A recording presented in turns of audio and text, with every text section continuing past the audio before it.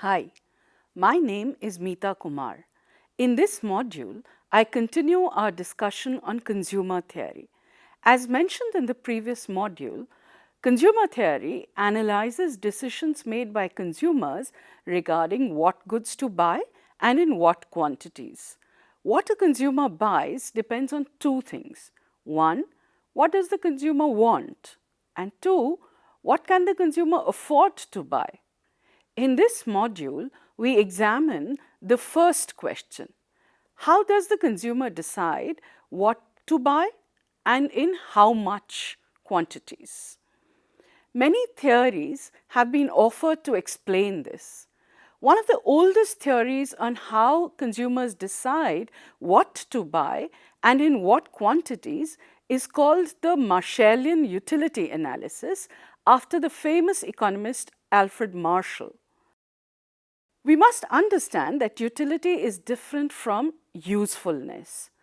Marshallian utility analysis assumes that a consumer wants to get the maximum possible satisfaction from consuming various commodities that they can buy.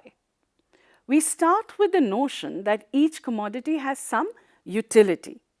We can define utility as the want satisfying power of a commodity. We believe that consumers consume a commodity only when it gives them satisfaction. We are not concerned really with whether the consumption of a commodity is good or bad for the consumer. Too much butter may be bad for one's health, but as long as the consumer wants to eat butter, butter is said to give her utility. Marginal utility analysis of demand is based on the basic premise that utility can be measured. Not only can it be measured, it can be measured in cardinal numbers, numbers such as 1, 2, 3, etc. We could even define an imaginary unit for utility, say utils. Once we have done this, it is easy to see how much utility a consumer is getting from each unit she consumes. We believe that the consumer's utility generally increases from consuming more and more of a commodity. Adding up the utility that a consumer gets from consuming each unit of the commodity that she buys gives us total utility. Imagine that you want to have pizza. The intensity of wanting pizza is so high that the first bite into it makes you say, wow. Typically, as you go on having more and more pizza, you begin to feel full. So each extra bite gives you less satisfaction than the one before. Eventually, you may even begin to feel a little sick of pizza. This brings us to the conclusion that as we have more and more of a commodity, the satisfaction from each subsequent unit goes on diminishing.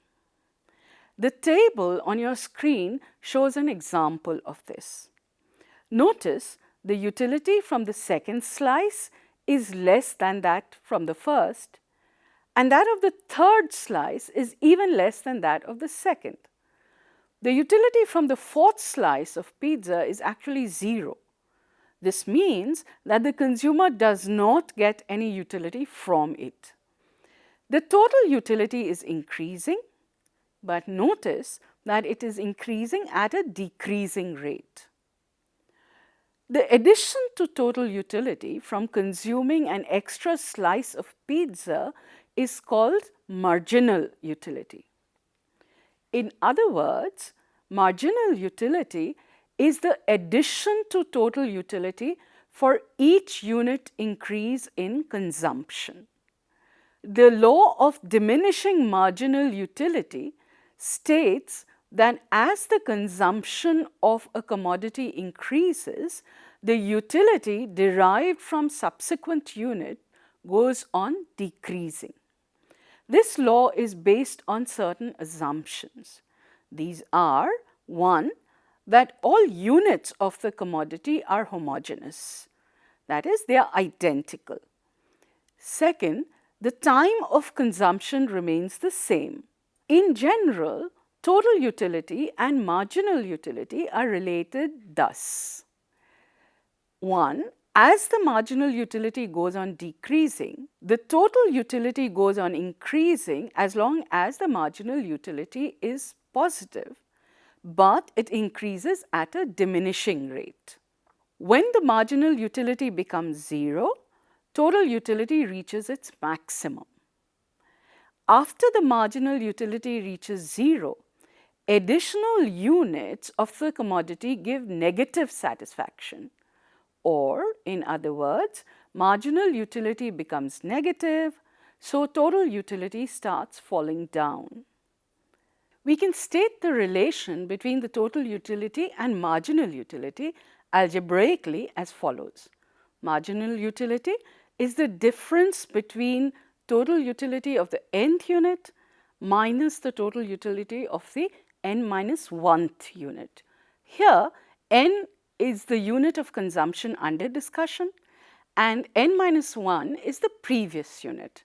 This can also be rewritten as marginal utility is the change in total utility divided by the change in quantity, which is Qx. Let us try an example.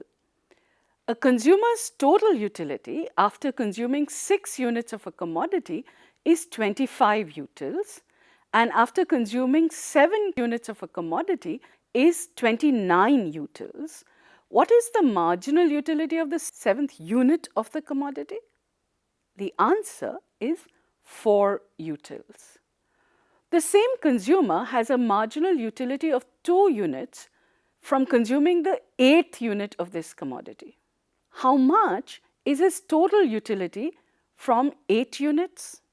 The answer is the sum of 29, which he has got from the 7 units, plus 2 utils from the 8th unit, and that makes 31 utils in all. The most severe limitation of this approach is the assumption that satisfaction can be measured. Think about this. Can we really measure the satisfaction that we get from eating a pizza or a mango or a banana? If utility cannot be measured, it would be difficult to give it a unit like utils. So, measuring total utility and marginal utility becomes difficult. While we cannot measure utility, what we can do is rank goods in terms of the satisfaction they give us.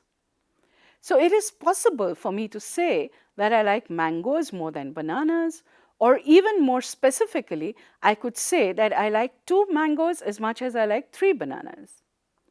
Such an approach allows me to rank commodities in the order in which I like them, without having to measure the utility of any individual unit of a commodity.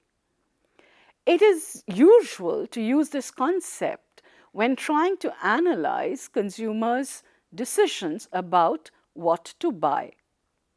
We shall study one such approach called the indifference curve approach in the next module based on this notion. To summarize what we've done in this lesson, we studied the meaning of utility and also the concepts of marginal and total utility.